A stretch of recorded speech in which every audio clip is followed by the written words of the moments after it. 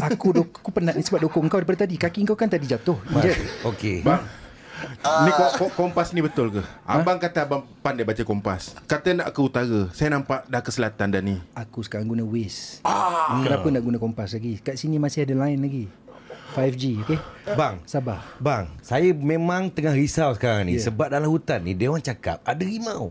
Tak, sekarang ni kau siapa? Tadi aku dengan 2 orang ni je. Kau belum ada lagi. Kau ni siapa sebenarnya? Saya ni pembantu abang. Kejap. Saya nak krem. Aku nak turun. Saya Aku nak krem. Saya kena turunkan saya dulu. Sini.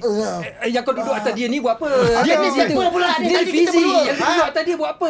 Bangun. Kenapa duduk atas aku? Duduk atas kayu ni. Luruskan kaki kau. Luruskan kaki kau. Kaki dia lurus. Aku nak kepak kan ni. Sempur biar awak. Kau tahan. Sempur biar awak. Aku akan tarik. Dalam kiraan 3 aku tarik. 1, 2. Ada. Halau dia tu. Halau dia tu. Dah kena sampuk. Dah kena sampuk pula kawan saya ni.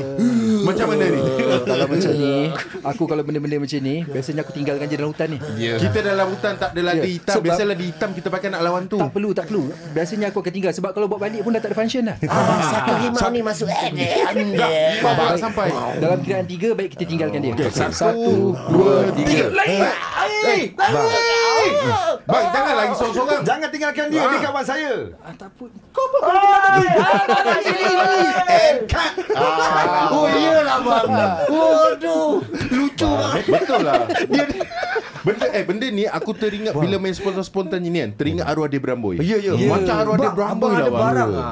Wawancara tu. Sebenarnya Mak, ini arwah dia masuk Bramboi spontan boleh ni. adalah saya punya idola yang saya sangat teringin nak berlakon, tapi saya hanya jumpa dia di bilik mayat. Dia Bramboi. Allah, ya ke? Saya sangat teringin nak kerja dengan dia. Dulu dia ada satu rancangan yang pukul 1 pagi tu yang macam CJ Wife Shop. Betul Insomnia. bukan? Insomnia kan, yang jual barang tu kan.